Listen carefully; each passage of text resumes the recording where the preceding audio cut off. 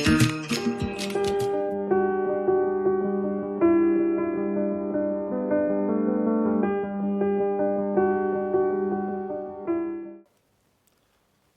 صحافت سے جڑا رہا ہوں، اردو، ہندی، انگریزی، آپ اسے جو بھی کہہ لیجئے. میں ٹی وی اینکر رہا ہوں اور اسٹیج پہ بیٹھے تمام معزز مہمانوں کا میں خیر مقدم کرتا ہوں. آج جو ٹاپک دیا گیا ہے اس سیشن کا وہ ہے historicity, linguistic and literary appeal and cultural multiplicity. Urdu صحافت کے پس منظر. تو سب سے پہلے میں جناب شافع خدوئی صاحب سے ریکویسٹ کروں گا کہ آج کے ٹاپک کے سلسلے میں وہ ایڈریس کریں. Historicity, linguistic and literary appeal and cultural multiplicity. آپ کا بہت کام ہے اس پہ، اور جی سر سید احمد پہ بھی آپ نے لکھا ہے اور مولانا آزاد پہ بھی لکھا ہے آپ نے. تو تمام اس پس منظر میں چاہوں گا کہ آپ ایڈریس کریں. شکریہ دائرین شاہدی صاحب. دیکھیے یہ جو سیشن ہے اس میں بہت سی باتیں کہی گئی ہیں. تاریخیت و لسانیہ شکریہ دائرین شاہدی صاحب. لوگ خوب آپ سے واقف ہیں. آپ کے والد صاحب کو بھی میں جانتا تھا اور آپ نے خود ظاہر ٹی وی اینکر تھے. تو ابھی آپ نے جس یہ سیشن جو ہے اس کا جو ٹاپک ہے یہ آپ نے صاحب ہی فرمایا، یہ اس کی تاریخیت، لسانی اور ادبی اپیل اور جو ایک ثقافتی تکثیریت ہے اس کے بارے میں گفتگو کرنا ہے. ہم سب لوگ یہاں موجود ہیں، اس سے کہیں زیادہ بہتر لوگ یہاں پہ بیٹھے ہوئے ہیں جو اس پہ گفتگو کریں گے. میرا جیسا آپ نے فرمایا، میں نے کچھ صحافت سے متعلق کچھ تھوڑا بہت مطالعہ کیا ہے.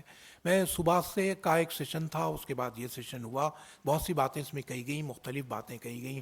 اطہر فاروقی صاحب نے بات کی اور اس سیشن میں، اور بہت سے لوگوں نے گفتگو کی. اس سے پہلے ہمارے پہلے سیشن میں سوپن داس گپتا نے کچھ باتیں کہیں. تو مجھے لگتا ہے کہ یہ سب باتیں ایسی ہیں کہ جن پہ اور بھی کئی لوگوں نے، ہمارے شاہد لطیف صاحب نے کچھ باتیں کہیں جس پہ ایک ساتھ آپ کو غور کرنا ہے کہ اردو صحافت کے پورا تاریخی پس منظر، تاریخیت کی بات ہو رہی ہے. تو مجھے لگتا ہے کہ 200 سال جو ہمارے جو گزرے ہیں اس پہ دیکھیے جو گفتگو عام طور پہ ہو رہی ہے وہ یہ ہو رہی ہے کون سا اخبار کب نکلا اور کب وہ بند ہوا، یا اردو صحافت نے کس طرح کا رول ادا کیا. مجھے لگتا ہے سہیل انجم صاحب نے جو بات کہی تھی اور انہوں نے ظاہر اس کو مرکوز کیا اپنی بات کو، اردو صحافت اور جو جنگ آزادی کا رول تھا یہ ایک پارٹ ہے، لیکن جو بڑا پارٹ ہے 200 سال میں کوئی اگر جس کو ادرنو کہتا ہے کوئی پبلک اسپیس بنایا انہوں نے یا نہیں بنایا.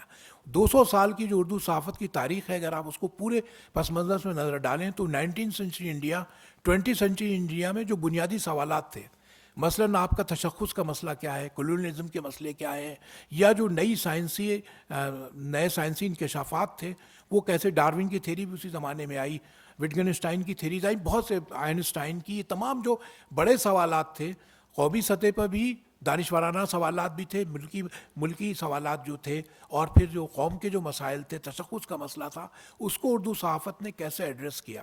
یہ صرف ہم ایک صحافت ضرور، ایک پہلو ضرور ہے، احتجاج کی صحافت پہ ابھی بات ہو رہی تھی. اردو صحافت کا دیکھیے بنیادی طور پہ مجھے لگتا ہے بنیادی مزاج جو ہے وہ ایک احتجاج کا رہا ہے.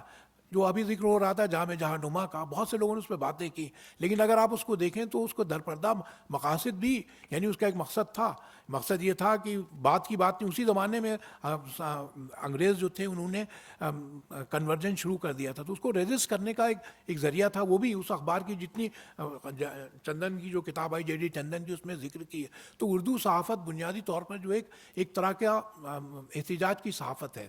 اور اس کے بعد بھی اردو صحافت نے کس طرح کا اسپیس کریٹ کیا، اس میں مولانا آزاد یا سر سید کا اس میں کیا رول ہے، اور پھر ادب کو کیسے فروغ دیا، اور لسانی تنوع کیسے پیدا ہوا، مختلف اسالیب تھے صحافتی.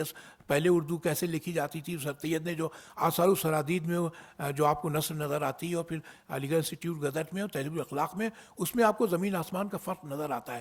تو مجھے لگتا ہے کہ اس پوری بحث میں ضروری یہ ہے کہ بجائے اس کے انڈیویجول چیزوں پہ دیکھیں، انڈیویجول اخباروں کا ذکر کرنا ضروری ہے، لیکن ہمیں لگتا ہے کہ جو بنیادی سوالات ہمارے سامنے آئے تھے اس کو اردو جرنلزم نے ایڈریس کیا یا نہیں کیا، یا اس سے ہم نے بالکل اس پہ توجہ نہیں دی.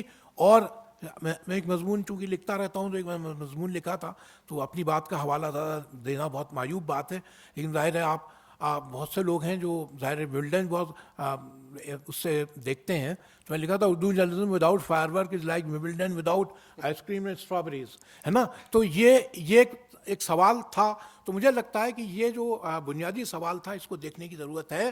اور اردو صحافت کا جہاں تک تعلق ہے، سر سید کی ظاہر ہے میں نے سر سید کی صحافت پہ کام کیا ہے، تو سر سید نے پہلی بار صحافت کو جو 3 مقاصد ہم لوگ کہتے ہیں کہ اطلاع دینا، اور پھر to inform, to educate, to enlighten, یہ تینوں اگر کسی ایک چیز میں، کسی ایک صحافت میں کیے، ایک پرپز ہونا چاہیے صحافت کا.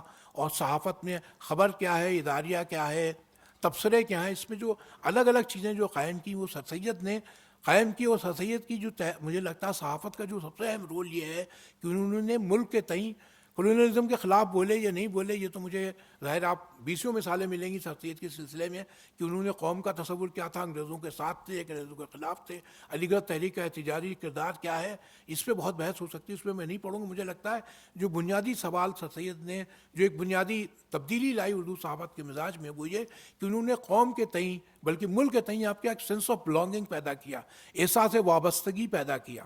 اور دوسری جو اردو صحافت کی عطا جو سر سید کو ہے، سر سید نے ہمیں دی، وہ دوسرا یہ ہے کہ وہ ماضی کا ذکر ضرور کرتے ہیں. اردو صحافت کو اگر آپ پڑھیں، یا ہم لوگوں کے مسلمانوں کا عام ایک نقطہ نظر یہ، اب تو ظاہر ہے تمام لوگوں کا یہی ہو گیا کہ جب آپ کا پاس جو ہے وہ آپ کو زیادہ درخشاں لگنے لگے، جب آپ کو لگے کہ آپ کا مستقبل آپ کا پاسٹ ہے، but future can never be your past, your can never be your future. تو سر سید کی اگر آپ صحافت کو دیکھیں اور پھر مناظات کی تحریروں کو دیکھیں، تو مجھے لگتا ہے کہ انہوں نے یہ بتایا کہ نہیں، جو آپ کا جو پاسٹ ہے، ماضی ہے، وہ بہت درخشاں صحیح، لیکن وہ ریسورس ہے، وہ کبھی آپ کا آگے فیوچر نہیں ہو سکتا. تو مجھے لگتا ہے ایک sense of purpose, sense of belonging, اور پاسٹ کو فیوچر نہ بنانا، مجھے لگتا ہے یہ اردو صحافت کا یہ سر سید کی عطا ہے. مولانا آزاد کا ذرا سا معاملہ مختلف ہے، انہوں نے ایک خاص مقصد کے تحت صحافت کو ایک بڑے تناظر میں، چاہے ملک کی آزادی ہو اور چاہے اردو سے متعلق جو انہوں نے باتیں کہیں، اس کے ذریعے انہوں نے استعمال کیا. ابھی ذکر ہو رہا تھا مولانا، اب ان کے نواسے یہاں موجود تھے عبدالرزاق ملی آبادی کے، وہ کہہ رہے تھے ان کے نانا نے عبدالرزاق ملی آبادی نے بہت سی تحریریں لکھی ہیں الہلال میں. دیکھیے الہلال تو آپ لوگوں نے سب نے دیکھا ہوگا، اس میں مولانا عبدالسلام ندوی بھی تھے جنہوں نے اقبال کامل لکھی، اور وہ تھے سید سلیمان ندوی، یہ دونوں اس کے مدیر تھے. لیکن کسی کی تحریر کسی کے نام سے نہیں چھپتی تھی، صرف مولانا آزاد کا نام اوپر چھپتا تھا. مولانا آزاد نے کبھی کلیم نہیں کیا کہ میرے مضمون ہے، لیکن ان کے تمام مضامین دوسروں کے نام سے، دوسرے لوگوں کے مضامین بھی ان کے نام سے آئے. یہ تو ہے کہ ضمنی سے بات ہے. لیکن مجھے لگتا ہے کہ اب جب ہم اردو صحافت کا جائزہ لے رہے ہیں، تو آپ نے جو پہلے سیشن میں بھی بات ہوئی تھی، یہ کہا کہ اردو صحافت کیا ان سے سیکھ سکتی ہے. تو اب اردو صحافت یہ سیکھ سکتی ہے، مجھے لگتا ہے کہ اب جس طرح کا معاشرہ آپ کے سامنے آیا، جہاں سچ اور جھوٹ کا امتیاز ختم ہو گیا ہے، ایک پوسٹ ٹروتھ پیریڈ ہے. پوسٹ ٹروتھ پیریڈ میں اردو صحافت کا رول کیا ہوگا؟ اور جیسا ابھی یہ سروری کی میں نے سروری صاحب کی بات سنی، ان کا ایک خاص طرح کی ایک مذہبیت جو ہمارے سامنے آ گئی، اخبار میں نظام الاوقات چھپنے لگے نماز کے. اگر سیکولر اخبار ہے اردو، یہ ایک مثال ہے، لیکن ایک اردو صحافت کی ایک مثال اور بھی اچھی مثال میں دوں کہ تمام انگریزی اور ہندی کے اخبار جو ہیں وہ قسمت کا حال روز چھاپتے ہیں کہ قسمت کا حال آپ کا آج دن کیسا گزرے گا، ہفتہ کیسے گزرے گا. اردو کے کسی اخبار میں یہ چیزیں نہیں چھپتی، سپرسٹیشن کا ذکر نہیں ہے. تو مجھے لگتا ہے ظاہر اپنی گفتگو بہت سے اور لوگ یہاں بیٹھے ہیں لسانیات کے، اور یہ ہمارے شاہد صاحب بیٹھے ہیں، افتخار صاحب بیٹھے ہیں، اور شکیل اختر ریڈیو کے تمام، اور آپ دوسرے مصطفیٰ کمال صاحب بیٹھے ہیں. اور بھی سوالات جو ہوں گے، مجھے لگتا ہے کہ اردو صحافت کا جب آپ جائزہ لیں تو مجھے لگتا ہے جو بنیادی سوالات تھے، ہمیں یہ دیکھنا ہوگا کہ مولوی باقر نے جو قربانی دی اس کا ذکر اپنی جگہ، اس ہم جتنے خوش ہو لیں، لیکن ہمیں یہ بھی دیکھنا ہے کہ 200 برس کی جو ہماری تاریخ ہے، اس میں ہم نے اپنے جو کلیکٹیو لائف میں ہمیں کیسے کنٹریبیوٹ کیا. شکریہ. اگلا سوال ڈاکٹر افتخار احمد سے. پورے 200 سال کی اس ہسٹری کو آپ کس نظر سے دیکھتے ہیں؟ نظریاتی تبدیلیاں ہوئی ہیں، کیا کیا ہوئی ہیں، اور جس طرح کی شروعات ہوئی تھی وہاں سے لے کر اب ہم کہاں پہنچے؟ شکریہ دارین صاحب. واقعی میں یہ سوال بہت اہم ہے، کیونکہ جب بھی کوئی زبان آگے بڑھتی ہے تو وہ اپنے پاسٹ کو دیکھتی ہے اور اس سے سبق لیتی ہے اور پھر آگے بڑھتی ہے. اور وقت کے ساتھ جو تبدیلی ہوتی جاتی ہے اس کا نظر میں رکھنا اور اس کے ساتھ چلنا اور پھر اس میں تبدیلی لانا یہ بہت زیادہ ضروری ہو جاتا ہے. میں چونکہ آڈیو ویژول میڈیم سے وابستہ رہا ہوں ٹیلی ویژن فلم وغیرہ سے, تو میں نے اس طرح سے سوچا ہے کہ اردو کا جو رول رہا ہے ماضی میں ٹیلی ویژن میں اور فلم میں ریڈیو میں بہت ہی اعلیٰ رہا ہے. اور صحیح معنی تو اردو نے جو شیرینی عطا کی ہے فلموں کو, اردو نے جو پاپولیرٹی فلموں کے ڈائلاگ کو عطا کی ہے, اس کا ہی نتیجہ ہے کہ آج بھی بنا اردو کے ڈائلاگ کے اردو کے گانوں کے فلم ہٹ نہیں مانی جاتی ہے. بلکہ جن لوگوں کو اردو نہیں آتی ہے وہ رومن میں لکھ کر کے وہ ایکٹر ایکٹریس یا ٹیم ممبرز اس کو سمجھتے ہیں یا ڈائلاگ ڈیلیوری کرتے ہیں. ایک تو وہ دور رہا ہے جو فلموں کا رہا ہے, جو اب دھیرے دھیرے فلموں کا اثر کم ہوتا ہوا دکھائی دیتا ہے کیونکہ سوشل میڈیا جس طرح سے آگے آ رہا ہے اس کی طرف لوگوں کی نظر جا رہی ہے. ایک بات ضرور اس میں شامل ہے کہ یہ فلم ٹی وی ہو یا سوشل میڈیا ہو, اس میں آواز اور تصویر آڈیو ویژول جسے کہتے ہیں وہ کامن فیکٹر ہے. اور جب آواز کا ذکر آتا ہے تو پھر اس میں اردو کا کوئی مقابلہ نہیں ہوتا ہے. اردو آواز میں, ڈائلاگ ڈیلیوری میں, ایکٹنگ میں, کسی بھی چیز کو بہترین طریقے سے پیش کرنے میں اس کا کوئی جواب نہیں ہے. تو اس سوشل میڈیا کے دور میں ہمیں کچھ باتیں جو سوالات میرے ذہن میں اٹھتے ہیں وہ آپ سے شیئر کرنا چاہوں گا. ایک تو یہ ہے, مجھے کئی بار محسوس ہوتا ہے کہ بہت سارے بلاگس ہیں, بہت سارے چینلز ہیں جو اردو میں آتے ہیں, کچھ تو ٹھیک ٹھاک ہیں, لیکن صحیح معنوں میں جب دوسرے زبانوں سے مقابلہ کرتا ہوں, چونکہ میں ہندی بھی جانتا ہوں, انگریزی بھی جانتا ہوں, تو اس کے مقابلے میں اسٹینڈ نہیں کر پاتے ہیں. ظاہر سے اس کی بہت ساری وجوہات ہیں, کچھ تو معاشی ہے, کچھ انفراسٹرکچرل ہے اور بہت کچھ ہے. لیکن ایک کامن وجہ جو ہے کہ جو آدمی آسانی سے کر سکتا ہے, جس کو ریسرچ کہتے ہیں یا اس کا پریزنٹیشن کہتے ہیں, اس میں کہیں نہ کہیں مجھے کمی نظر آتی ہے. اس کو جس ڈھنگ سے پیش کیا جاتا ہے, کیونکہ اس میڈیم کو بنا سمجھے ہوئے آپ نے صرف اپنی آواز لگا دی.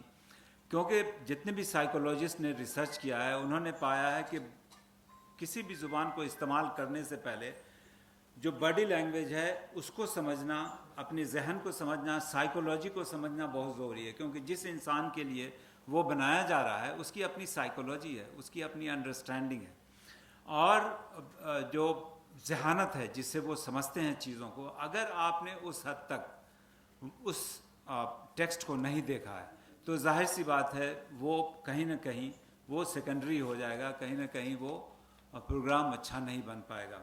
آج کل کے بہت سارے ٹیلی ویژن چینل پروگرام میں بھی, سوشل میڈیا میں بھی, اور کئی بار فلموں میں بھی, جس کا ذکر آج صبح سے ہو رہا ہے کہ کس طرح سے اس کے لسانی چیزوں کو, اس کے ہسٹوریکل چیزوں کو, اس کے گرامیٹیکل آسپیکٹ کو کس طرح سے پیش کیا جائے. اور اس کا جب وہ جڑتی ہے وہ زبان ایک الگ پروفیشن سے, جس کو اداکاری کہہ لیجئے یا فلم سازی کہہ لیجئے یا میوزک کہہ لیجئے یا فوٹوگرافی کہہ لیجئے, تو وہ اس کا ایک الگ مزاج ہوتا ہے. کیونکہ ہم آنکھوں کے اشارے سے بہت کچھ کہہ پاتے ہیں جو کئی بار الفاظ بھی نہیں کہہ پاتے ہیں. یہاں پہ اردو زبان کی بڑی اہمیت بڑھ جاتی ہے کہ اس کو کیسے اس اشارے کو ایک لفظ کے ساتھ ہم کو پیش کرنا ہے تاکہ وہ لوگوں کو پسند آ جائے یا لوگوں کو بے حد میسمرائز کر دے, جس کو انگریزی میں کہتے ہیں. تو ایک وہ آسپیکٹ مجھے کم نظر آتا ہے. دوسری بات یہ ہے کہ ہندی اور اردو میں کئی ایکسپرٹ کا کہنا ہے کہ بھائی صرف لینگویج اسکرپٹ کا, دیوناگری اسکرپٹ اور پرشین اسکرپٹ کا فرق ہے, ورنہ زیادہ تر الفاظ اگر جو سڑکوں پہ بولی جاتی ہے یا جو بازاروں میں بولی جاتی ہے یا فلموں میں جو بولی جاتی ہے عموماً بہت عام فہم ہے, ایک دوسرے کی بات سمجھ لیتے ہیں. انلیس کہ یہ آفس میں جو ورڈ یوز ہوتا ہے, مجھے آج بھی بہت سارے ہندی الفاظ سمجھ میں نہیں آتے ہیں. میں 2 سال سے پٹنہ میں کام کر رہا ہوں, اتنی سخت हिंदी जिसको संस्कृताइज हिंदी कहते हैं वो इस्तेमाल होती है कि मुझे अपने ऑफिस के लोगों से पूछना पड़ता है कि भाई इसके मानी क्या होते हैं, लेकिन वो बाज़ारों में नहीं बोली जा रही है, वो सड़कों पे वो आम फहम नहीं है। यहाँ पे उर्दू का रोल बढ़ जाता है क्योंकि उर्दू बहुत ही आम फहम है और लोगों को बड़ी आसानी से समझ में आ जाती है। तो जो स्पोकन पार्ट है, कई एक्सपर्ट्स की जो राय मैंने वक्तन फ़वक्तन पढ़ी है, उनका कहना है कि अगर हिंदुस्तानी ज़ुबान को लें तो आज भी वो दुनिया की अंग्रेज़ी और चाइनीज़ मैंडरिन ज़ुबान के बाद तीसरी सबसे बड़ी ज़ुबान है। तो मुझे कहीं लगता है कि ये हिंदी जो जो जो हिंदुस्तानी ज़ुबान का हिस्सा है और उर्दू तो हिंदुस्तानी है ही, इन दोनों में अगर किसी तरह का MOU हो, जिसको आज सुबह से मैंने कई बार सुना कि Indian institute of mass communication के साथ MOU हुआ है, मतलब अंडरस्टैंडिंग हो, जो कि फिल्म इंडस्ट्री में या टेलीविज़न इंडस्ट्री में एग्जिस्ट करती है। हालांकि टेलीविज़न इंडस्ट्री में उतने अच्छे ढंग से एग्जिस्ट नहीं करती है क्योंकि बहुत से लोग ऐसे भी दिखे उर्दू का अल्फाज का इस्तेमाल करते हैं या हिंदी अल्फाज का इस्तेमाल करते हैं, और जब वो पिक्चर के साथ इस्तेमाल करते हैं तो बहुत ही गलत इस्तेमाल होता है। उसके माने कुछ और निकलते हैं, उसके इंटरप्रिटेशन कुछ और होते हैं और लोगों के जहन में कुछ और ही अक्स जाता है। कई बार इंटेंशनल भी होता है, जानबूझ के ऐसा किया जाता है कि लोगों को पोलराइज किया जा सके या उनको उनमें फ़र्क महसूस करवाया जा सके, और कई बार इसकी कमी भी होती है। तो इसमें रिसर्च का बहुत बड़ा रोल होता है कि आज के मौजूदा दौर के सोशल मीडिया में कैसे उर्दू के लिए एक बेहतरीन मुकाम बनाया जाए। मैंने कुछ रिसर्च पर हैं जिसमें मैंने ये पाया, हमारे अभी सेशन में जो शकील शमशी साहब मेरे करीबी दोस्त रह चुके हैं, दूरदर्शन में मेरे साथ थे, उनका कहना है कि जब मैं उर्दू में कोई ट्वीट करता हूँ तो हार्डली 10 आते हैं या 100 आते हैं, लेकिन हिंदी में अगर कुछ करता हूँ तो 500 आते हैं। तो वो कमी हम लोगों में भी है कि उर्दू जानने वालों में वो उस हद तक बात नहीं जा पाई है कि अगर उर्दू का इस्तेमाल कैसे बढ़ाएं। अब जैसे वो खुद ही कह रहे थे कि मदारिस में आज भी उर्दू बहुत ज़्यादा पढ़ी जाती है क्योंकि मदारिस उर्दू के लिए गहवारा बना हुआ है, लेकिन उनको वो इल्म दिया जाए ताकि वो सोशल मीडिया तक पहुंच सकें, ताकि वो फिल्मों तक पहुंच सकें, ताकि वो आज के मॉडर्न जो मीडिया हैं उस तक पहुंच सकें, बल्कि फेक न्यूज़ और डीप न्यूज़ तक पहुंच सकें, क्योंकि इतना बड़ा फेक न्यूज़ का इंडस्ट्री डेवलप हो गया है, उसमें उर्दू की सख्त कमी है। और वो मैं इमारत शरिया पटना के जो नाजिम हैं उनसे मैं गुफ्तगू कर रहा था कि आप आलिम की डिग्री प्रोवाइड कर सकते हैं, उसमें सहाफ़त का पर्चा क्यों नहीं हो सकता है, उसमें सिनेमाटोग्राफी का फिल्म साजी का पर्चा क्यों नहीं हो सकता है, उसमें कोर्स आलिम सहाफ़त ब्रैकेट में क्यों नहीं हो सकता है। तो जबकि वो उनके यहाँ पॉलिटेक्निक है, उनके यहाँ नर्सिंग का कोर्स है, उनके बहुत सारे कंप्यूटर के कोर्स हैं। तो मैंने उनसे 1 घंटे जिक्र किया, लेकिन वो कह रहे थे कि ठीक है मैं अपने दीगर ज़रा से बात करूँगा और बताऊँगा।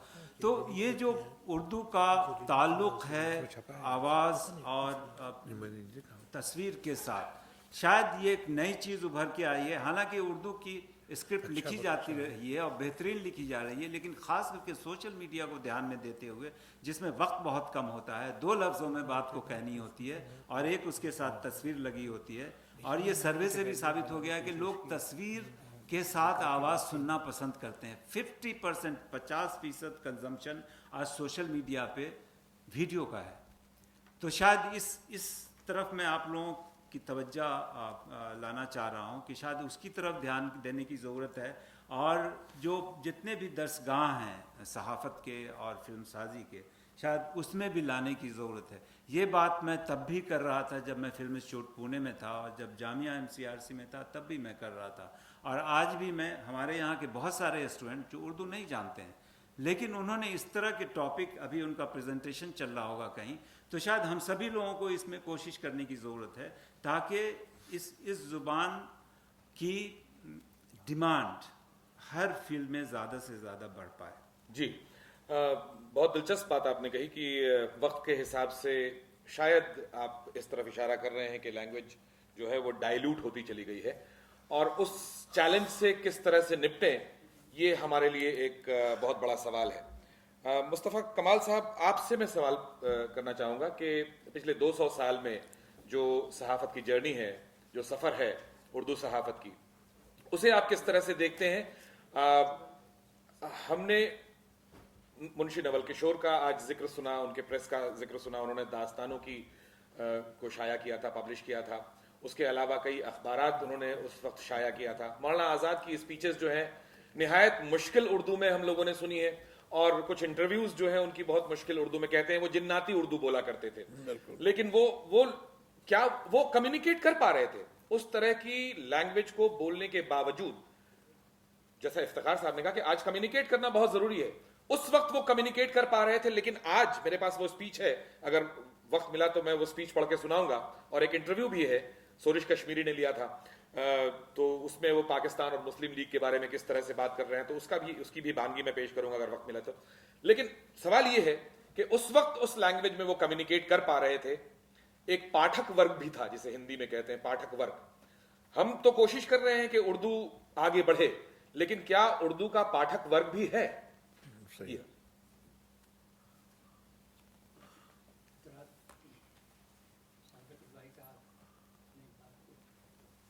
شروع بات کو جس طرح سے پیش کیا اس سطح پہ تو میں نہیں جا سکوں گا. ارے نہیں رکھ سکتا. سب سے پہلے میں ایک بات کہنا چاہتا ہوں کہ یہ جو زبان کا قصہ تھا کہ اردو اور ہندی والا، وہ حضرت نے فارسی اور اردو دو کے لائسنس حاصل کیے تھے گورنمنٹ سے اخبار نکالنے کے لیے، تو وہاں بحث ختم ہو جاتی ہے. دو زبانوں میں وہ رسالہ نکالنا چاہتے تھے، اور ان کو عشق تھا اردو سے. فارسی اس زمانے میں اخبار جو نکلتے تھے اس کا عوام سے کوئی تعلق نہیں ہوتا تھا. گورنمنٹ کے جو آرڈرز ہوتے تھے، جو اعلانات ہوتے تھے، یا جو کمپنیوں کے جو ہوتے تھے، ان سے پیسہ حاصل کرنے کے لیے فارسی میں اشتہارات دیے جاتے تھے، اور فارسی ہی میں اشتہار چھپتے تھے. وہاں سے بات آپ اگر جوڑیں آپ کے سوال سے، میں یہ سمجھتا ہوں کہ اردو صحافت کا جو ابتدائی دور تھا، تقریباً 1 صدی کا دور ایسا ہے جس میں خاص اشراف کا طبقہ، پڑھا لکھا طبقہ اخبار پڑھتا تھا، کیونکہ لٹریسی اتنے کم تھی کہ عام لوگوں تک پہنچنے کا تو سوال ہی نہیں پیدا ہوتا تھا. صرف وہ لوگ پڑھتے تھے جو اتنی اچھی علمیت رکھتے تھے، اور ان میں بھی بہت سے نہیں پڑھتے تھے ہوں گے. تو اس طرح سے یہ بات طے ہو جاتی ہے کہ آہستہ آہستہ جو اخبار کا سفر ہے وہ خواص سے لے کر عوام تک گیا ہے، اور خواص سے عوام تک جانے کا جو سفر ہے اس میں بڑا حصہ پھر ڈیجیٹل صحافت کا بھی آ جاتا ہے، کیونکہ بہت آسان ہوتا ہے کہ چلتے پھرتے آدمی سن لے، چہ جائے کہ ایک باضابطہ کتاب لے کے بیٹھے ہیں، پڑھ رہے ہیں، وقت دے رہے ہیں، تو ہر آدمی سننے کے لیے تیار ہو جاتا ہے. اس حساب سے بھی ڈیجیٹل صحافت کی اہمیت ہو جاتی ہے. مولانا آزاد، ان کی مادری زبان اردو نہیں تھی، عربی ان کے ذہن میں، ان کے مزاج میں بیٹھی ہوئی تھی، اور اسی طرح سے وہ چلتے تھے. بلکہ کہیں میں نے پڑھا کہ ان کی والدہ اگر اردو میں یا ہندوستانی زبان میں کبھی بات ہوتی تو ان کے والد کو ٹوکتے تھے کہ بچوں کی زبان خراب کر رہے ہیں. جی جی. تو یہ عالم تھا، اس پس منظر سے وہ آئے تھے. تو اس پس منظر کے ساتھ جب آئے ہیں تو لازمی بات تھی کہ وہ اسی طرح کی زبان لکھتے رہیں گے، اور انہوں نے لکھا بھی. لیکن مجھے یہ بھی محسوس ہوتا ہے کہ ان کو آپ 2-3 پیریڈ میں بھی تقسیم کر سکتے ہیں. ابتدائی دور کے اہداف الگ ہیں، درمیانی دور کے کچھ اور ہیں، پھر آخر میں اچانک وہ عوام سے بہت زیادہ قریب آتے ہیں. اور اس میں پھر جو ان کی آزادی کی تحریک سے ان کی جو وابستگی ہے اس کے اثرات ہیں، کانگریس کے اثرات ہیں. ابتدا میں تو وہ ایسی جماعتوں کے پیچھے جاتے تھے جو تشدد کے ذریعے حاصل کرنے کی بات کرتے تھے، بعد میں انہوں نے امن کا راستہ اختیار کرنا چاہا. تو یہ بہت سی چیزیں ہیں. تو ایک ہی ان کے ہاں بہت سی تبدیلیاں ہوئی ہیں، اور اردو کو انہوں نے باوجود یہ کہ مادری زبان نہیں تھی یہ کہہ دیا تھا کہ یہ قومی زبان ہے، واحد قومی زبان ہے جو سارے ہندوستان کو جوڑتی ہے. یہ کہا تھا انہوں نے، پارلیمنٹ میں بھی کہا تھا، اور اس کمیٹی سے انہوں نے استعفیٰ دے دیا تھا جہاں ان کو انسلٹ محسوس ہو رہی تھی کہ اردو کے بارے میں بڑی خراب باتیں کہی جا رہی ہیں اور ان کو جو ہے شدت پسند کہا جا رہا ہے اردو کے معاملے میں. تو یہ ان کا رویہ تھا. اور اس رویے میں کبھی وہ ایک خاص طرح کی زبان ایسی ضرور لکھ جاتے ہیں کہ جسے عام آدمی نہیں سمجھ سکتا, لیکن تقریریں ان کی اتنی مشکل نہیں ہیں. آپ کہہ رہے تھے کہ تقریریں بھی ہیں, میں سمجھتا ہوں کہ اتنی مشکل تقریر ان کی نہیں ہے. تحریر میں جتنی جو ہے زبان ان کی کچھ عجب ہو جاتی ہے. تو اس پورے سفر میں میں یہ محسوس کرتا ہوں کہ زبان کے تعلق سے کچھ اور رویے بھی رہے ہیں جس کی طرف کوئی اشارہ نہیں کیا جاتا. مثال کے طور پر اودھ پنچ کو دیکھ لیجئے, اس سے میرا ربط ہے اس لیے میں اس کا ذکر کرنا چاہوں گا. اودھ پنچ نے جو لہجہ اختیار کیا, جو زبان لکھی, جو جس خاص تخصیص کے ساتھ وہ عوام تک پہنچتا تھا وہ اخبار, اس میں آسانی کے ساتھ وہ طبقے سے وہ لوگ دور ہوتے گئے. صرف پڑھے لکھے طبقے سے ان کا تعلق نہیں تھا, عام لوگوں کو وہ اپنے طنز و مزاح کے ذریعے سے خوش کرتے تھے اور ان کے ذہن کو بدلتے تھے. تو یہ بھی ایک ٹرینڈ ہے. تو جو مختلف ٹرینڈ ہم کو نظر آتے ہیں ادبی, اس میں آپ اودھ پنچ کے ٹرینڈ کو بھی نظر انداز نہیں کر سکتے کہ انہوں نے طنز و مزاح کو ایک بہترین ہتھیار کے طور پر استعمال کیا. کوئی 36 سال یہ رسالہ نکلا, برسبیل تذکرہ عرض کروں گا کہ میں بھی طنز و مزاح کا ایک پرچہ نکالتا ہوں شگوفہ, اور میں 54 سال مکمل کر چکا ہوں گزشتہ مہینے میں. 36 سال انہوں نے شائع کیے تھے. جی, تو اگلا سوال جناب جہانگیر وارسی صاحب سے. جیسا کہ لنگوسٹکس کے ہیڈ ہیں علی گڑھ میں. جی جی جی جی جی, تو اسی نظریے سے, اسی حوالے سے اسی لیے سوال پوچھوں گا. جی, ایک تو یہ کہ تبدیلیاں آ رہی ہیں, ٹرینڈ چینج ہو رہا ہے. 200 سال میں کیا تبدیلیاں آئی, کیا ٹرینڈ چینج ہوا اردو صحافت میں, اس پہ میں آپ سے ریکویسٹ کروں گا کہ روشنی ڈالیں. اور دوسرا یہ کہ ٹرینڈ کی بات الگ ہے, ہمیشہ سے صحافت, اردو صحافت ہو یا کوئی بھی صحافت ہو, ایک اس کا مزاج جو ہے وہ اینٹی اسٹیبلشمنٹ رہا ہے. ہاں بالکل. تو کیا اس میں بھی اردو صحافت میں تبدیلیاں آئی ہیں, کچھ ٹرینڈ چینج ہوا ہے, اس پہ روشنی ڈالیں. بہت بہت شکریہ ڈارن صاحب. شافی کروے سر نے پہلے ہی بہت بڑا احاطہ اس کا باندھ دیا ہے کہ کس طرح کی تبدیلی آئی ہیں. پھر افتخار صاحب نے اور پھر نقوی صاحب بھی یہاں بیٹھے ہوئے ہیں. میں 2-3 باتوں کی طرف اشارہ کرنا چاہوں گا کیونکہ یہ وقت ایک ریسرچ پیپر پڑھنے کا نہیں ہے. کچھ چیزیں میں لکھ کے لایا تھا کہ میں موقع ملے گا تو پڑھوں گا, لیکن وہ وقت نہیں ہے. میں نے جو دیکھا ہے بیسیکلی جو 200 سالہ صحافت کا, اس سے پہلے کہ میں کچھ بولوں ایک چیز اور بتا دینا چاہتا ہوں کہ مارچ میں ہم لوگوں نے بھی ایک سیمینار کیا تھا, 200 سالہ جشن منایا تھا. 30 پرچے پڑھے گئے تھے, شافی کروے صاحب بھی تھے اور احتسام صاحب بھی وغیرہ بھی لیکچر دیا تھا. تو ایک اس کی پروسیڈنگس بھی چھپ رہی ہے, تو آؤٹ کم آئے گا تو اسے بھی پتہ چلے گا کہ جو تبدیلیاں آئیں کس طرح کی آئی. جیسا کہ انہوں نے کہا کہ جو لسانی زبان کی سطح پر جو تبدیلیاں آئی ہیں اس پہ فوکس تھا وہ, تو وہ چھپ کے آ رہی ہے. تو انشاءاللہ آپ لوگوں کو پڑھنے کا موقع ملے گا اور اپنے تاثرات بھی دیجیے گا. دوسری بات, جو ابھی جو 200 سالہ سفر ہے اس میں جو تبدیلیاں آئیں, میں نے اپنے پیپر میں اس کو 3 حصوں میں بانٹا ہے. 3 فیزز ہے ڈیولپمنٹ آف اردو صحافت. فرسٹ فیز جو ہے شروع سے لے کے 1822 سے لے کر کے 1900 تک. دوسرا فیز جو ہے وہ 1901 سے لے کے 1947 تک یعنی آزادی تک. اور تیسرا فیز جو اردو صحافت کا وہ آزادی کے بعد سے لے کے اب تک.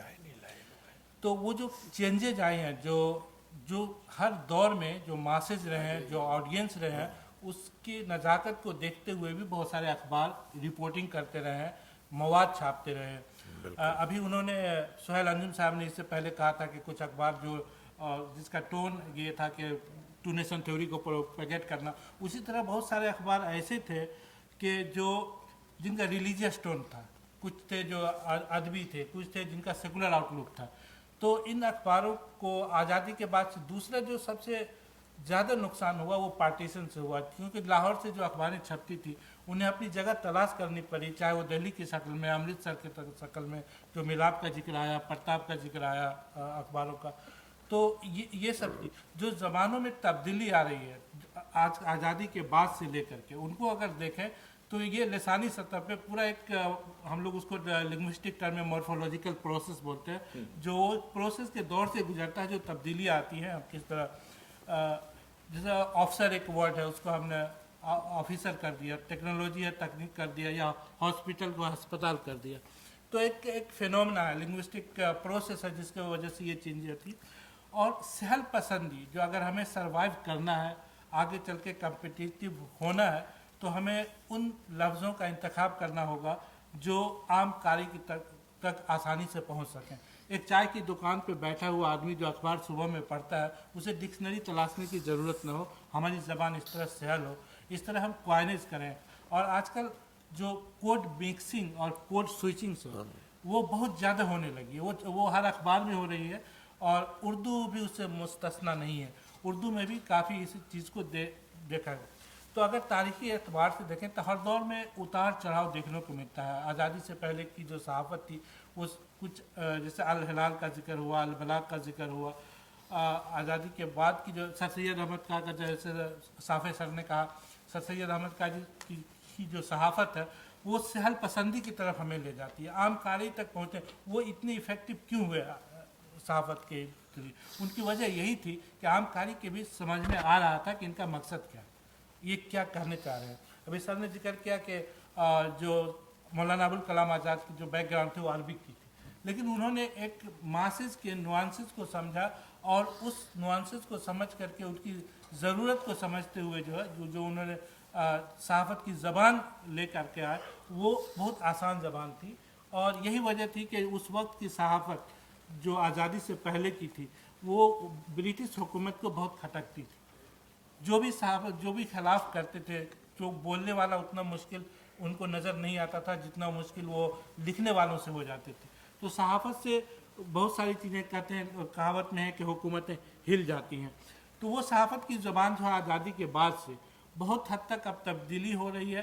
कोड मिक्सिंग का दौर आ चुका है, कोड स्विचिंग का दौर आ चुका है। मैं उस तफसील में हिस्टोरिकल पर्सपेक्टिव में नहीं बात करूंगा कि जामे जहां नुमा से सुबह से लेके हम लोग सुन रहे हैं। तो हमें उस तरफ ले जाने की ज़रूरत है जहां पे हम जरिए माश को सहाफ़त से जोड़ चुके हैं। जैसे इफ्तिखार साहब की बात से मैं पूरी तरह इत्तेफाक रखता हूँ कि जब तक हम सिलेबस करिकुलम का हिस्सा नहीं बनाएंगे, उसको हम एक प्रोफेशनल आउटलुक नहीं देंगे, तब तक हम कहीं कंपटीशन में कहीं ना कहीं मुकाबला जाती के दौर में हम बहुत आगे नहीं, या उनसे आगे नहीं बढ़ सकते, या बहुत पीछे रह जाएंगे।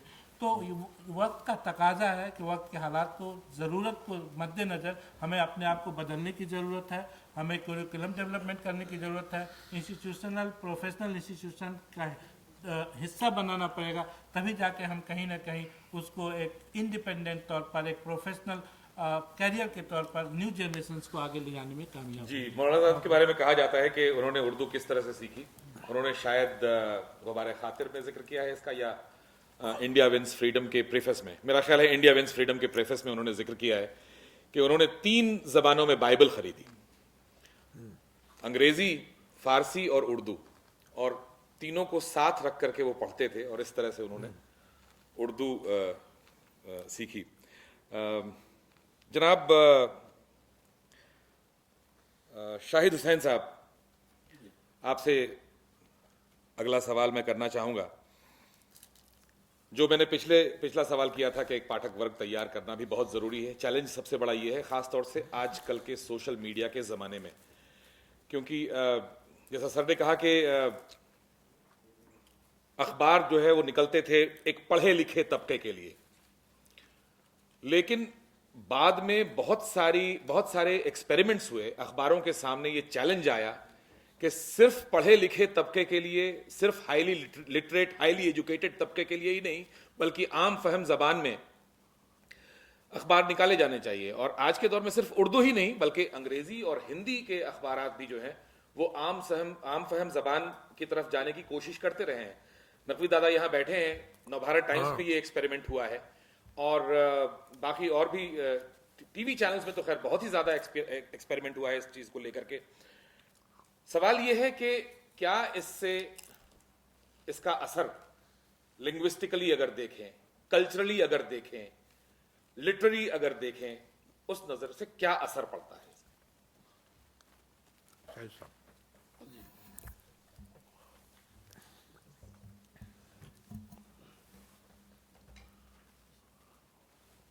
معزز حاضرین,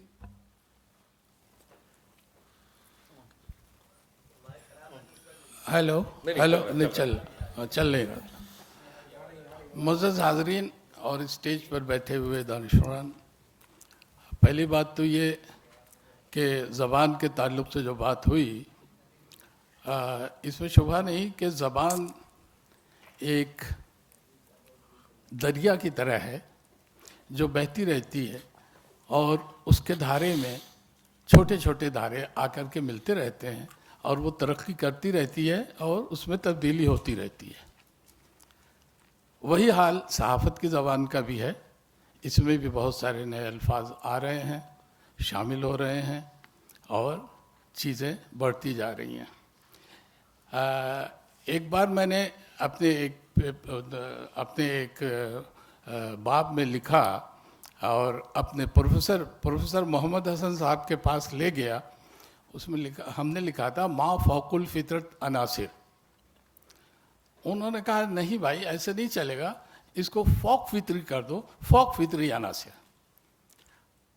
اور انہوں نے اس کا جواز دیا کہ ٹھیک ہے کہ یہ عربی الفاظ ہیں لیکن ہم اس کو اردوا لیتے ہیں, اپنے اس میں شامل کر لیتے ہیں. تو اس طرح زبان میں تبدیلیاں آتی رہتی ہیں. ابھی میں ماس کمیونیکیشن پر بات کر رہا تھا تو اسکرپٹ ایک لفظ آیا, اسکرپٹ رائٹنگ. تو اب اسکرپٹ کا متبادل کوئی نہیں مل رہا تھا جو ایگزیکٹ اسکرپٹ کو ڈیفائن کر دے, اس کی تشریح کر دے.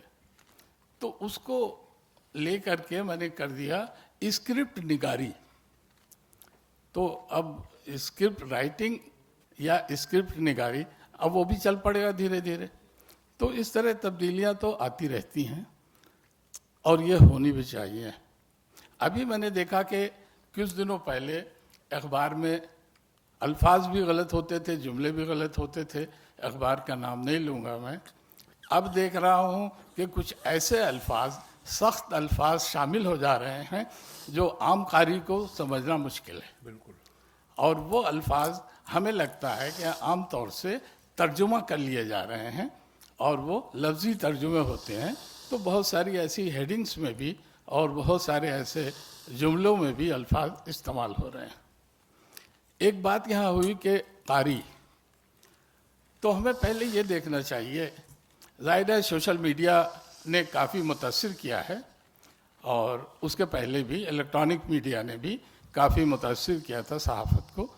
لیکن ہمیں یہ دیکھنا چاہیے کہ کیا اخبارات کی اشاعت کم ہوئی ہے یا کیا اخبارات کی تعداد کم ہوئی ہے پہلے سے. دیکھیے اخبار جو ہے وہ ایک مستقل چیز ہے, اس سے پڑھنے کی لیاقت میں اضافہ ہوتا ہے, اسے ہم محفوظ کر سکتے ہیں, اسے ہم اپنے وقت سے پڑھ سکتے ہیں. وہ آواز کی طرح ہوا میں گم نہیں ہو جاتا ہے بلکہ ایک سرٹیفکیٹ کے طور پر ہم اسے رکھ سکتے ہیں. تو اس لیے اخبار کی بہت ساری ایسی خصوصیات ہیں کہ سوشل میڈیا کتنا بھی بڑھ جائے یا الیکٹرانک میڈیا کتنا بھی بڑھ جائے, ماہرین کا یہ خیال ہے, صرف ہمارا خیال نہیں ہے بلکہ ماہرین کا بھی یہ خیال ہے کہ اخبارات کی تعداد نہ کم ہوئی ہے نہ ہوگی, اور ظاہر ہے نہیں کم ہو رہی ہے تو اس کے پڑھنے والے بھی ہیں, پڑھنے والے ہیں تبھی وہ نکل رہے ہیں اور ان کی تعداد بڑھ رہی ہے. اب رہی معیار کی بات, تو اس معیار پہ بات کی جا سکتی ہے کہ اس کا معیار اور بہتر کیسے ہو, یا بہتر ہے آلریڈی, کچھ کا نہیں ہے تو انہیں اور کیسے بہتر بنایا جا سکے. دوسری چیز یہ کہ ہم تاریخی پس منظر پہ بات کر رہے تھے. تاریخی پس منظر میں عام طور سے جامع جہانما پہ بات ہوتی ہے بہت زیادہ, اور اس کے بعد 1857 کے بعد جو फिर से जर्नलिज्म उभरी, उर्दू सहाफ़त उभरी, और उसमें बड़े बड़े जो अखबार आए, हमदर्द है, ज़मींदार है, अल हिलाल है, उर्दू मोहल्ला है, ये सब अखबारात हैं। इन पर तो खूब बात होती है, खूब लिखा जाता है, लेकिन जामे जहानुमा से पहले, जामे जहानुमा के बाद 1857 से पहले जो अखबारात निकले उन पर बात बहुत कम की जाती है। या 1857 में जो अखबारात का रोल रहा है जंग आज़ादी में, 1857 की पहली जंग आज़ादी में जो अखबारात का रोल रहा है उन पर बात बहुत कम की जाती है। अभी पिछले सेशन में या किसी और सेशन में ये बात की जा रही थी कि दिल्ली उर्दू अखबार या मौलवी मोहम्मद बाकर जो हैं उनके बारे में कि उनके बहुत सारी चीज़ें बताई जाती हैं कि वो क्यों उनको गोली मारी गई, या एक वो भी है कि तोप के दहाने पर रख के उन्हें उड़ा दिया गया, एक ये भी है तो उसमें कि उनको गोली मारी गई। तो उसकी बहुत सारी वजूहात हैं, बहुत सारी वजूहात बयान की जाती हैं, लेकिन उसकी एक अहम वजह ये भी है कि उन्होंने अपने अखबार में जो चीज़ें छापी उसके हाँ, सुबह ये भी बात की गई कि उन्होंने एक इश्तिहार छापा और उस इश्तिहार की पादाश में तो उन्होंने सिर्फ वो इश्तिहार नहीं छापा, उस इश्तिहार का मतन मेरे पास मौजूद है और वो इस तरह है: हिंदू मुसलमान मुत्तहिद होकर जान की बाजी लगा दो और मुजाहिदाना शान से अंग्रेज़ों का खात्मा कर दो। काफिर आगे बढ़ रहे हैं, लोग दुआ कर रहे हैं कि बादशाह को फतह हासिल हो। इसके अलावा उन्होंने मोहम्मद हुसैन आज़ाद की एक नज़्म छापी जिसके 3 अशार नमूनतन दर्ज हैं। जबकि अंग्रेज़ बहुत ज़्यादा सख्ती कर रहे थे, कानून बना रहे थे, उस वक़्त एक कानून बना जिसे गैगिंग एक्ट कहते हैं, दस्तूर ज़बाबंदी, लेकिन उसके बावजूद उन्होंने ये नज़्म छापी उनकी और उसके 3 अशार: क्या कहिए कि दम मारने की जाय नहीं है, हैरान है सब आईना सिफत पुश्त बदीवार, हुक्काम नसारा का बदीनो दानिशो बेनिश, मिट जाए निशा खल्क में इस तरह से एक बार।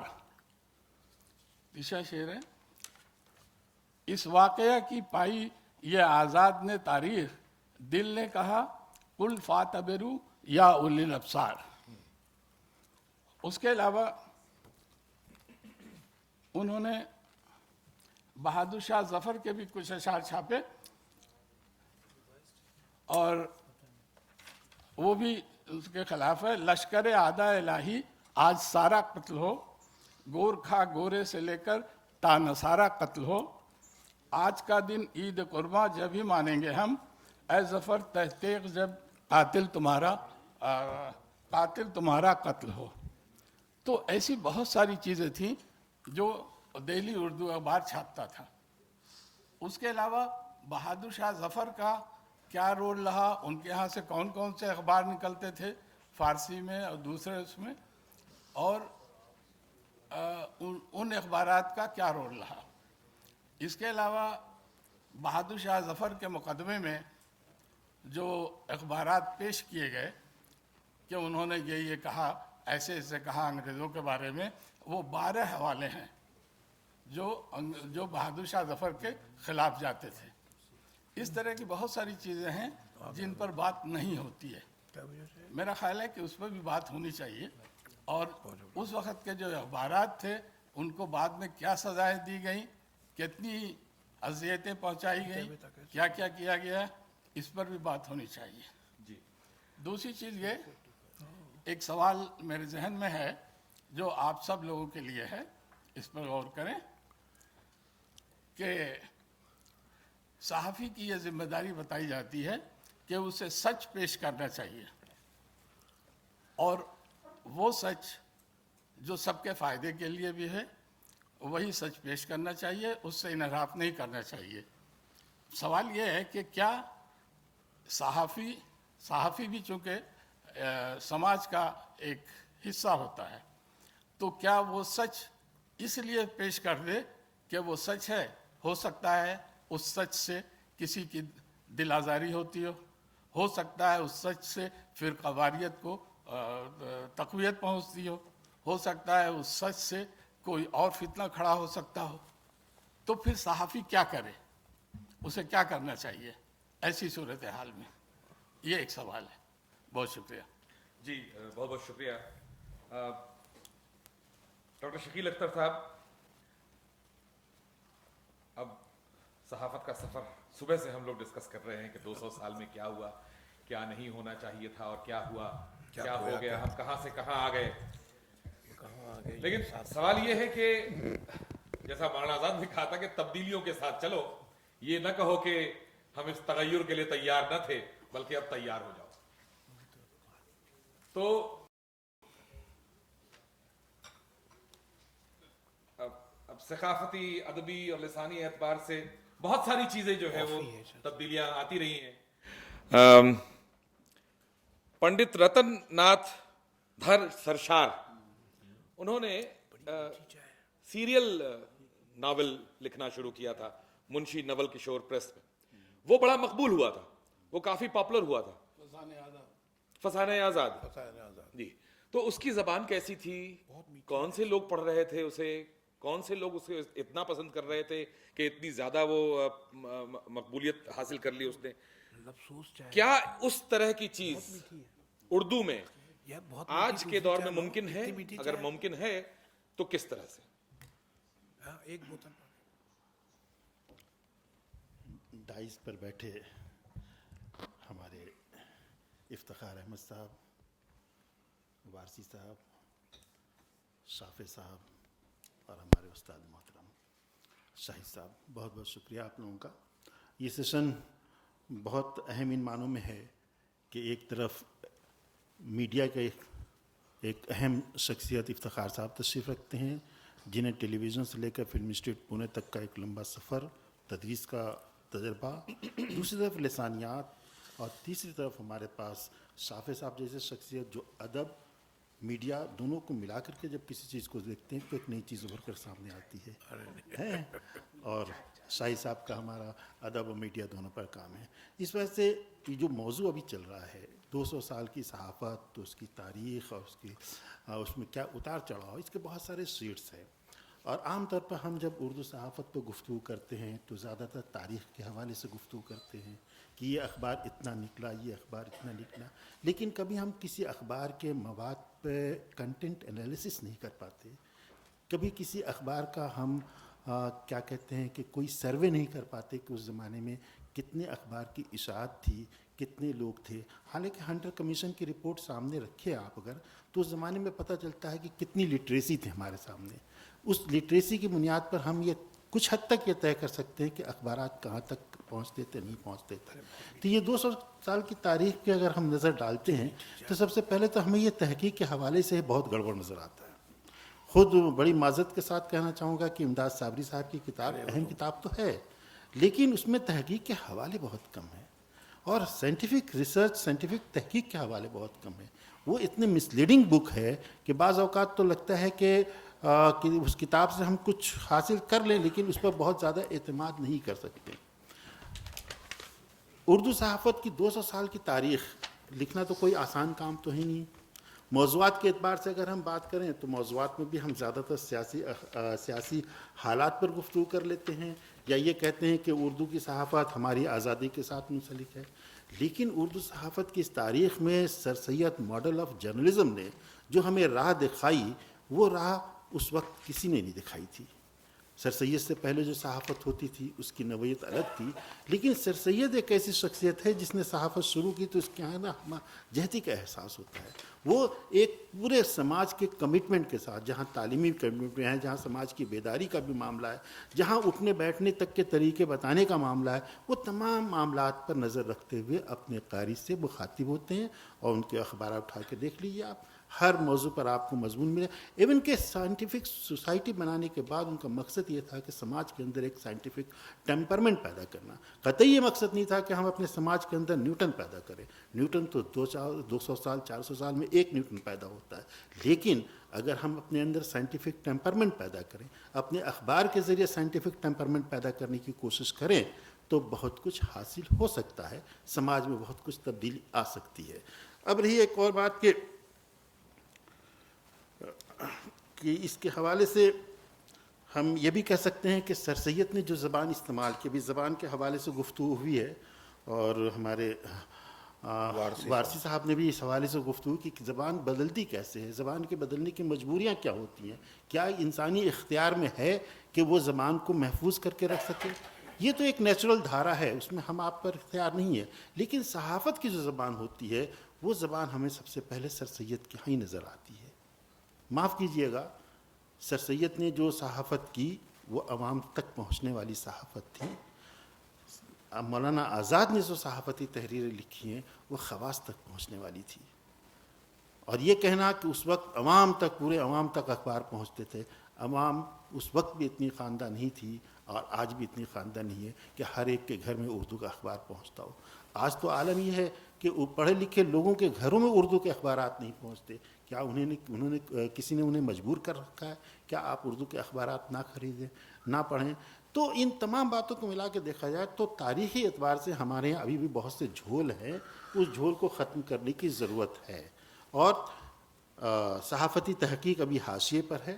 یونیورسٹیز میں ہمارے یہ ہیں شافع صاحب ہیں، افتخار صاحب ہیں، شاید ہی کسی میڈیا میں، ان کے ہاں تو ایک پیپر آپ کے یہاں اردو کی پڑھائی ہوتی ہے صحافت کی نا، آپ کے علاوہ مجھے نہیں لگتا کہ کسی اور یونیورسٹی میں اس کی بات چھوڑ دیں جہاں اردو صحافت کا ایک پیپر بھی پڑھایا جاتا ہو. میری اپنی ذاتی رائے ہے کہ جہاں جہاں میڈیا کی پڑھائی ہوتی ہے، چاہے وہ پرنٹ کی میڈیا کی پڑھائی ہوتی ہو یا الیکٹرانک میڈیا کی پڑھائی ہوتی ہے، اردو کا ایک بنیادی پیپر پڑھانا چاہیے، جا کے بچوں کے اندر اس بات کی سمجھ پیدا ہو. ان سے یہ توقع نہیں کرنا چاہیے کہ ہم اس سے پڑھا کر کے بہت بڑے صحافی پیدا کر لیں گے. یہ 2-4 مسائل ہیں. اب ان کا یہ سوال تھا کہ کیا اس زمانے میں ہم اپنا ایک گروپ پیدا کر سکتے، قارئین کا ایک حلقہ پیدا کر سکتے ہیں یا نہیں. یہ بہت پرآسوب دور ہے.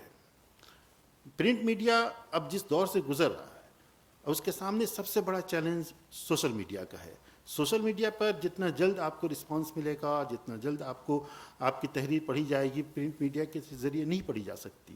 لیکن ایسا بھی نہیں ہے کہ اب سوشل میڈیا آ جانے کے بعد پرنٹ ایک دم ختم ہو جائے گا. پرنٹ کا اپنا وجود باقی رہے گا. بہت پہلے کہا جاتا تھا کہ اب کتابیں کون پڑھے گا. آج پچھلے 50 سال سے میں بھی سنتا آ رہا ہوں کتابیں کون پڑھے گا، کتابوں کے دن گئے.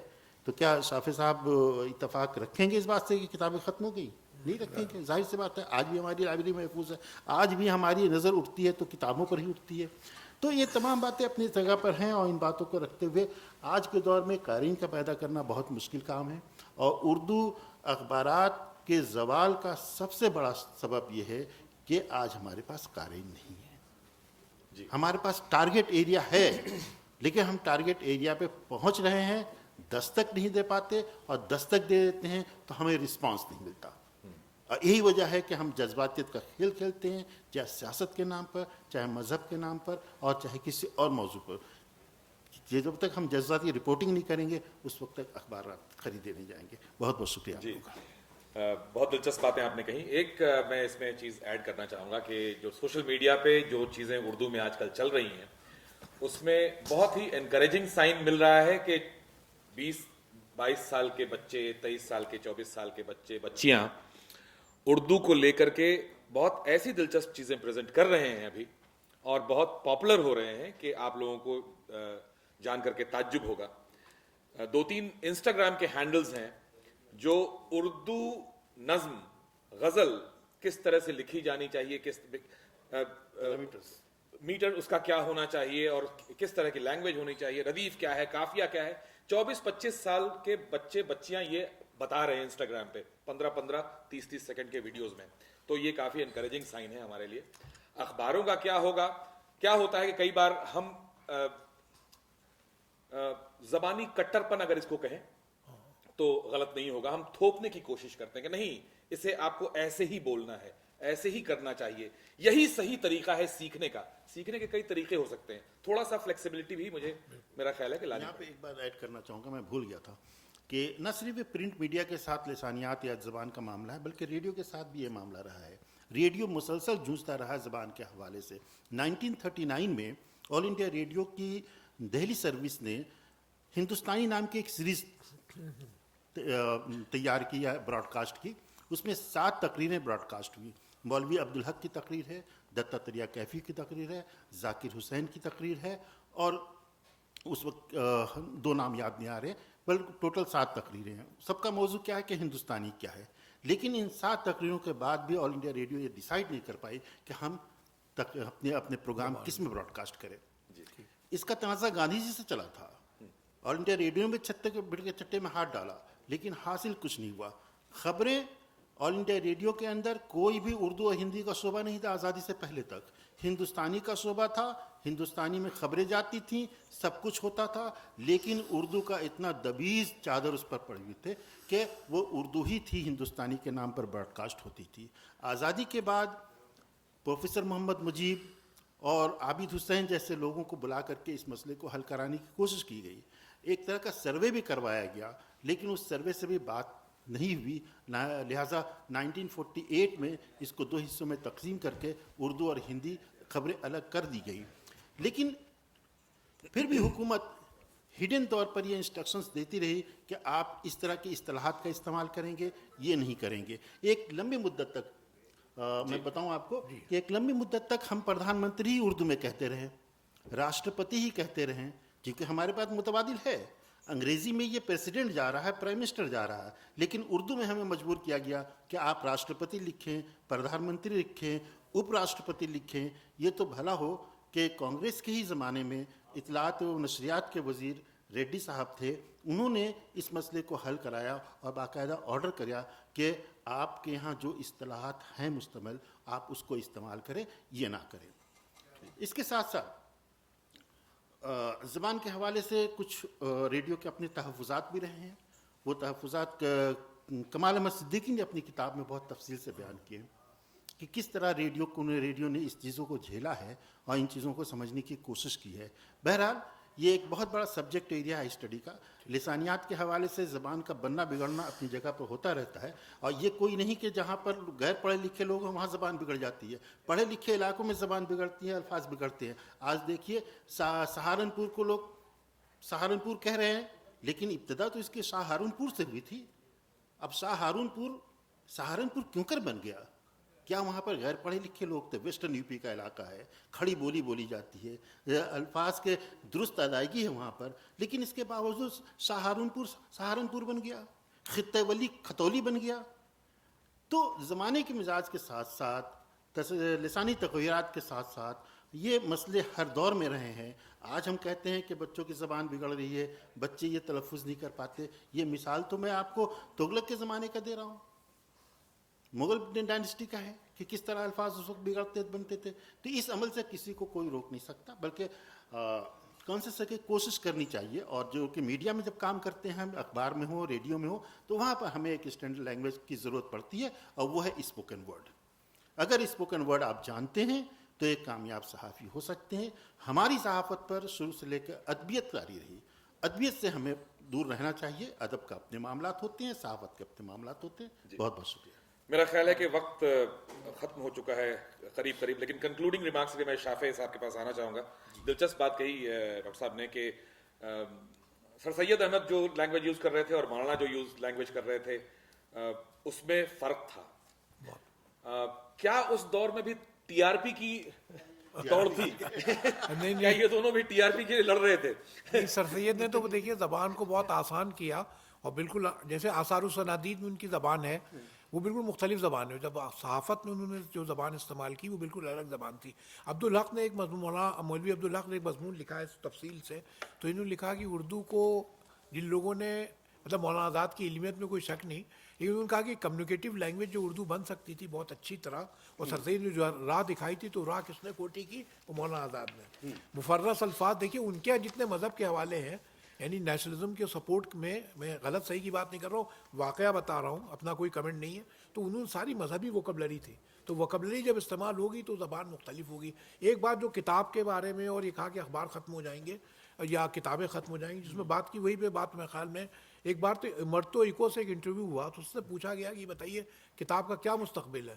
تو امرتو ایکو نے، ظاہر آپ لوگ سب جانتے ہیں نوبل پرائز ونر ہے، تو اس نے کہا کہ دنیا میں 3 چیزیں انسانی تاریخ کی 5000 سال میں 3 چیزیں ایسی بن گئیں جو کبھی ختم نہیں ہو سکتی. ایک ویل، پہیا، اب وہ چاہے وہ چپ میں ہو چاہے تھوڑا سا ہو لیکن وہ رہے گا ضرور. اور دوسری چیز اس نے کہی چمچ یعنی وہ اسپون کے معنوں میں بھی، اور جو اصطلاح جو اس کے استعارے کے معنی ہیں خوش آمدی وہ بھی. اور تیسری چیز اس نے کہا بک. یہ دنیا میں کبھی اس کی ای بک ہو جائے گی لیکن یہ تینوں چیزیں کبھی ختم نہیں ہوں گی، صفحہ ہستی سے مٹ نہیں سکتی. یہ 3 چیزیں اس نے بتائی. مجھے لگتا ہے کہ یہی دیکھیے ہیری پوٹر کی کتنی کتابیں بکتی ہیں. کتابوں کا تو دیکھیے ابھی بھی سلسلہ ہے، ہم لوگ پڑھتے بھی ہیں، لیکن کتابیں ختم ہو جائیں گی، پرنٹ میڈیا ختم ہو جائے گا. ہندوستان تو رابن جعفری کی تحقیق ہے کہ دنیا میں جب اخبار ختم ہو رہے ہیں تو ہندوستان میں اخبار بڑھ رہے ہیں سب سے زیادہ. تو یہ بہت مثالیں ہیں. تو بہرحال اس سیشن میں آپ ظاہر آپ لوگ سب شریک ہوئے، اور انہوں نے دارین شاہدین نے بھی بہت سی، ہم لوگوں نے سب نے جو کچھ اپنے لوگ سمجھتے تھے اس کی باتیں کی. اور جو اردو صحافت کا جو سفر ہے، خیال میں ضرور کچھ نہ کچھ ہم لوگوں نے سب نے مل کے یہاں کچھ سیکھا ہو ضرور ہوگا. جی بس آخری جو میں نے وعدہ کیا تھا، میرا خیال ہے 2-3 منٹ کا وقت ہے. تو چٹان میگزین میں جو سورش کشمیری نے انٹرویو لیا تھا مولانا آزاد کا، اس کا ایک سوال اور ایک مختصر جواب میں پڑھ دیتا ہوں تاکہ 5 بجے سے دوسرا سیشن. تو میں 5 منٹ میں پڑھ دوں اسے یا چٹان کا اچھا ہے سنوا دیجیے. ہاں بالکل چٹان والا تو سنا. سوال تھا سورش کشمیری کا کہ مولانا اگر پاکستان سیاستاً قائم ہو جائے تو اس میں عیب کیا ہے؟ اسلام کا نام تو مسلمانوں کی ملی وحدت کو محفوظ رکھنے کے لیے بولا جا رہا ہے. اب اس پہ جواب سنیے، جناتی اردو شاید سننے کو ملے. آپ اسلام کا نام ایک ایسی چیز کے لیے بول رہے ہیں جو اسلام ہی کی روح سے درست نہیں. جنگ جمل میں قرآن نیزے پہ لٹکائے گئے وہ درست تھے. کربلا میں اہل بیت شہید کیے گئے، ان کے قاتل مسلمان تھے. کیا وہ حضور کی حلقہ بدوشی کے دعوے دار نہ تھے؟ حجاج مسلمان تھا، اس نے بیت اللہ پر پتھراو کرایا. کیا اس کا فعل صحیح تھا؟ کسی بھی مقصد کے لیے کوئی سا کلمہ حق درست نہیں ہوتا. پاکستان مسلمانوں کے لیے سیاستاً درست ہوتا تو میں اس کی حمایت کرتا، لیکن خارجی اور داخلی کسی اعتبار سے اس کے مضمرات مسلمانوں کے لیے خوشگوار نہیں. میں اپنی رائے پر اصرار نہیں کرتا، لیکن جو میں دیکھ رہا ہوں اس سے پھرنا میرے لیے ممکن نہیں. لوگ طاقت کی مانتے ہیں یا تجربے کی؟ جب تک مسلمان پاکستان کے تجربے سے نہیں گزریں گے ان کے لیے پاکستان کے بارے میں کوئی دوسری بات جو اس کی نفی پر ہو قابل قبول نہ ہوگی. وہ آج دن کو رات کہہ سکتے ہیں لیکن پاکستان کے دستبردار ہونے کو تیار نہیں، پاکستان سے دستبردار ہونے کو تیار نہیں. ایک بات ہو سکتی ہے کہ سرکاری طاقت پاکستان بنانے سے انکار کر دے اور اس کے پلان پر راضی ہو جائے، یا خود مسٹر جناح ان کے ذہنوں کو پھیر دیں اور سمجھوتے کی صورت سامنے آئے اس پر ساد کریں. ہندوستان تقسیم ہوگا جیسا کہ مجھے ورکنگ کمیٹی کے بعض رفتہ کی ذہنی روش سے محسوس ہو رہا ہے. تو ہندوستان ہی کا بٹوارا نہ ہوگا، پاکستان بھی بٹے گا. تقسیمیں آبادی کے اعتبار سے ہوں گی. ان میں قدرتی حد بندی کیا ہوگی؟ کوئی دریا، کوئی صحرا، کوئی پہاڑ، کچھ نہیں. ایک لکیر کھنچ جائے گی.